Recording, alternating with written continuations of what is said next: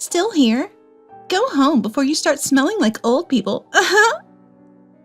My husband and I were at our son's housewarming celebration. He had become the president of his company. As we were there, our daughter-in-law emerged from upstairs, speaking to us with a tone of arrogance, hurling insults our way. Our son stood up. It looked like he was about to intervene to stop his wife's verbal abuse. But beside me, my husband muttered under his breath, "Should we just bring this house down?" His words caught the daughter-in-law off guard. She let out a mismatched, "Huh?" Little did she know, it wasn't just the house that might come crumbling down. It was her life too, though she couldn't possibly imagine it at the time. I am Martha, about to turn 64. Married to Damien, we've lived a happy life in this home. Blessed with 2 sons, Chaz, our eldest, and Dennis, our second. They've grown up to have families of their own, each leading respectable lives. All my husband and I want is to spend the rest of our lives in happiness. However, there's one thing that's been worrying us. It was about Chaz's wife, Ela. Since our first meeting, I never got a good impression of her. At 24, Chaz's wife came to introduce herself for marriage. She greeted us at the entrance, but her face lacked any smile. Ela, right?" I asked for confirmation, having never been properly introduced. Her reaction was anger. "What, does Chaz have other women or something?" she snapped. Both Chaz and I were taken aback. "What are you talking about? Of course not." Chaz hurried to clarify to her. "Then why the need to confirm my name?" Her temper flared, and they started to argue right there in the entrance hall. "I'm sorry. It's my fault for saying something unnecessary." I intervened, flustered, trying to stop their fight. Though I thought their young age might be a factor in her lack of common sense, I hoped that in time, as they settled into marriage, this would all become a laughing matter. Eventually, introductions were made, and the family meeting went on. Chaz's in-laws are really pleasant people. They run a small electronics store, and they seem to get along well. Perhaps because they're so fond of Chaz, our first meeting was a bit of a situation, but I choose to see it positively. It just shows how loved Chaz is. After the wedding, Chaz and his wife started living in an apartment close to our house. A few years later, it was Dennis's turn to get married. Dennis and his wife were expecting a baby when they tied the knot. Dennis was a college student at the time, and Celia, his 20-year-old wife, had started working at her family's home after graduating from high school. Honestly, I was at a loss. My husband and I were anxious about what kind of person would come into the family, but at the first greeting, Dennis's wife brought a gift and introduced herself politely at the entrance. I was taken aback. I had thought that Chaz's young wife was just immature, but Dennis's even younger wife was so well-mannered. Though I had my reservations about how their marriage came about, she turned out to be a very lovely and kind person. She visited our home many times before the wedding. Even heavily pregnant, she offered to help out. Of course, we wouldn't let her do any work, but I remember being touched by the gesture. Dennis's wife's family owned a small construction company. Dennis, still in college, dropped out to work there. Then a beautiful baby girl was born to Dennis and his wife. When the child was half a year old, they decided to have a wedding ceremony, though it was a bit late. Of course, Chaz and his wife attended, but Chaz's wife had a sour expression all day. Even though she was family, she just played with her mobile phone and didn't get up from her seat. Both my husband and I wanted to speak to her, but her demeanor screamed, "Do not approach." The wedding ended without a hitch, but the trouble came afterward. Since they had a small child, they decided not to have a reception. So I suggested, why don't we have a small get-together at our place? Dennis and his wife were delighted, and we prepared some snacks and hors d'oeuvres, inviting Chaz and his wife to our home. That's when the incident happened. "It was a beautiful wedding. Celia looked gorgeous," Chaz said. Naturally, his compliment lightened the mood. But it was Chaz's wife who shattered the convivial atmosphere. "What are you talking about? Who looked gorgeous? Are you cheating?" she accused as she lunged at Chaz. We were all stunned by her unilateral outburst, but I quickly intervened. Hila, calm down. Chaz didn't mean it like that. But that was a mistake. Chaz's wife turned her ire towards me, glaring as she shouted, "What kind of parenting results in such a philanderer? Maybe it's your fault." Then she turned on me. Hila, calm down. Hila, please stop. Enough is enough. With that, the kids and my husband restrained Chaz's wife. I told Dennis's wife to take the baby to safety, and then they left the room. Watching Chaz's wife heaving with excitement, I was certain of one thing. She must hate all of us, or rather everyone associated with Chaz. For better or worse, Chaz is all she sees. We concluded that it was best for Chaz and us to maintain some distance from him and his wife. That was our decision, and that's what we've done, maintaining only minimal contact. After that incident, I suggested to Chaz, maybe it's time to consider divorce. But he told me, I thought the same, but when I brought it up, Hila burst into tears and apologized. After their apologies to us, my husband and I decided to let them handle their issues on their own. Despite everything, Chaz and his wife celebrated their 15th wedding anniversary. They didn't have kids, so we rarely saw each other, but we all preferred it to facing trouble. My husband and I thought it best to just let things be. Then one day, Chaz called. His side project, a game development, was taking off, and he decided to go into business full-time. In other words, Chad was going to be a CEO. He was developing an app game and didn't need a big office, so he planned to hire a few employees to work remotely.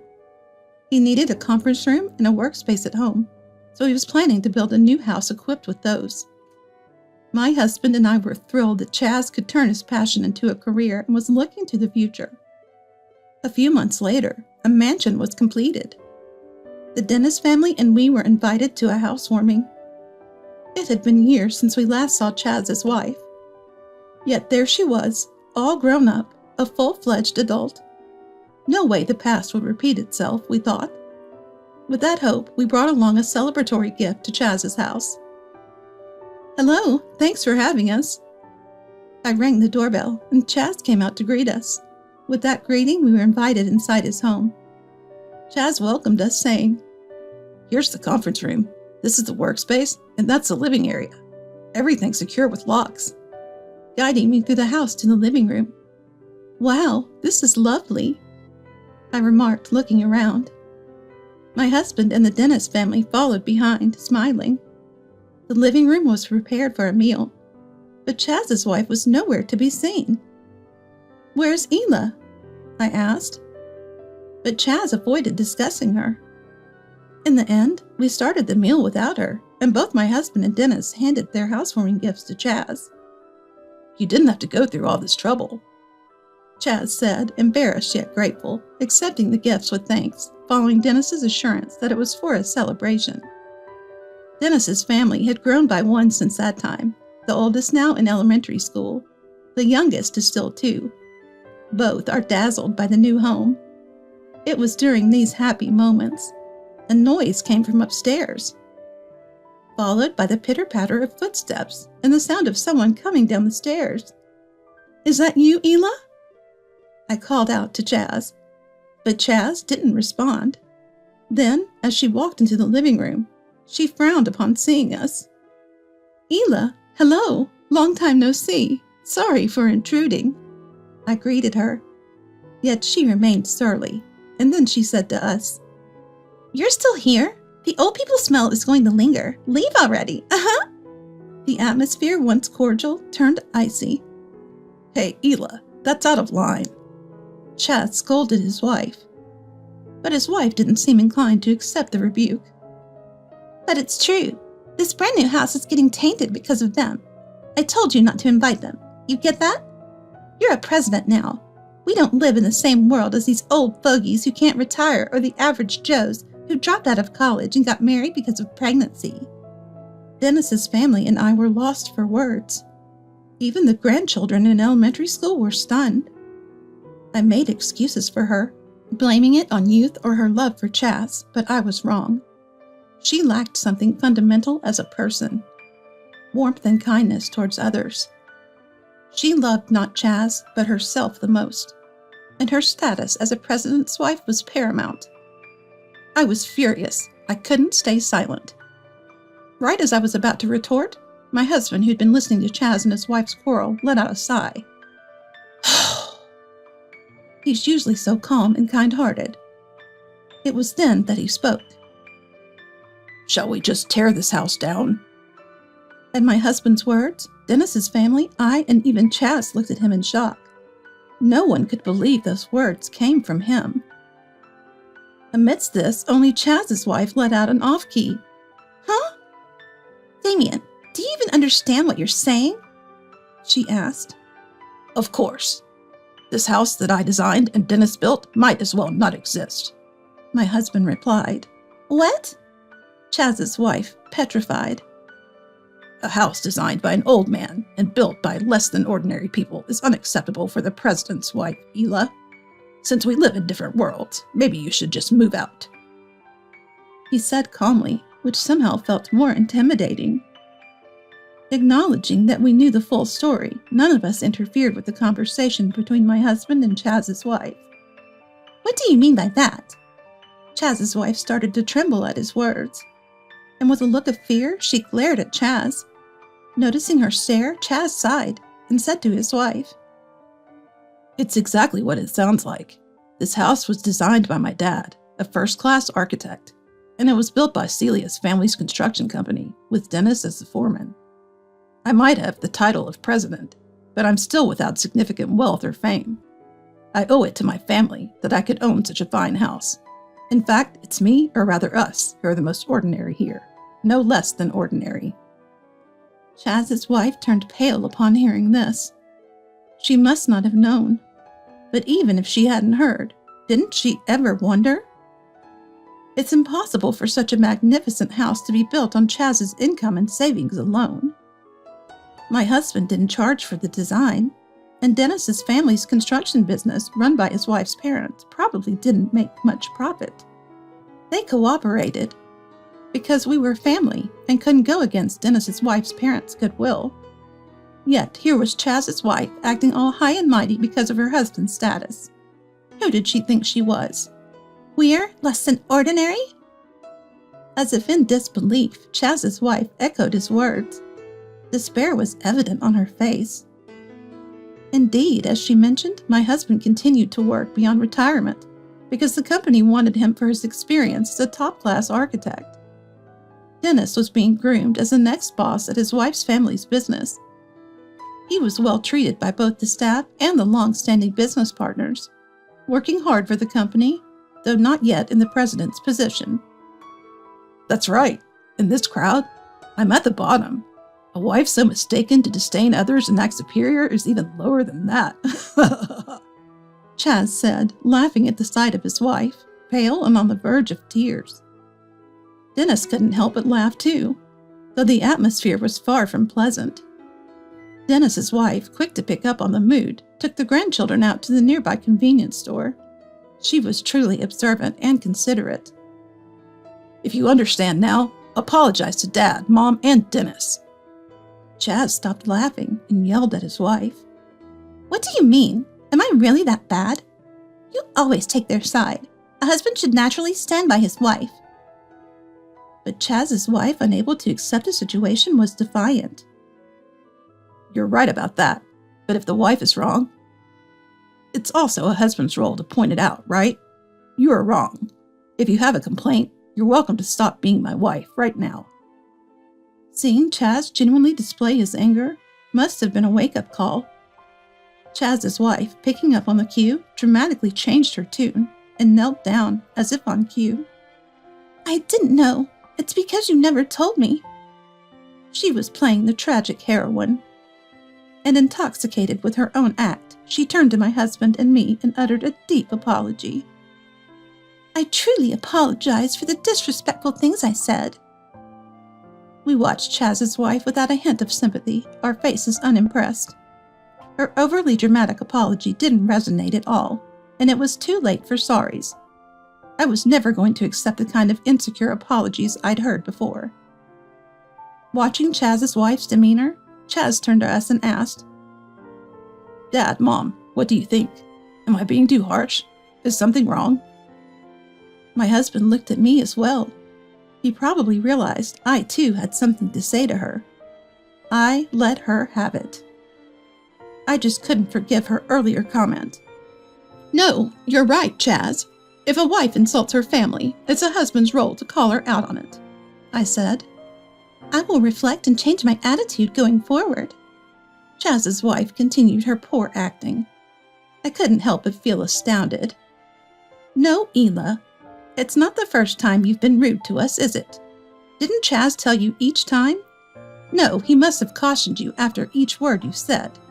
That's... At my words, Chaz's wife clenched her lips, turning pale. I continued. I don't want anyone in our house who mocks my husband and son. It's better for us both to cut ties now. Martha! Her voice was a desperate plea. Married for 15 years? It was the first time she called me Martha. We live in different worlds. I threw her own words back at her. At that, Chaz's wife slumped to the ground, curling up as if her soul had left her body, frozen in place. She must be regretting her actions a bit now. Being told we live in different worlds seems to have hit Chaz's wife hard. It's ironic that she felt so damaged by her own words. I thought this, but Dennis said, Mom, that was really cool. It seemed like a well-deserved boomerang had hit Chaz's wife. Eventually, Chaz decided to divorce her. She had seemed so in love with Chaz. I thought it would be difficult, but she signed the divorce papers easily, after just a few days of arguing. When Chaz suggested, If you want to stay with me, Ela, work and pay your share for this house we got cheaply, she became furious. Apparently, when they married, Chaz had mentioned he wanted his wife to be a homemaker. Misunderstanding that being a homemaker meant living an easy life, Chaz's wife became anxious that she might lose her position someday. Instead of supporting Chaz and growing as a wife, she began to restrain him.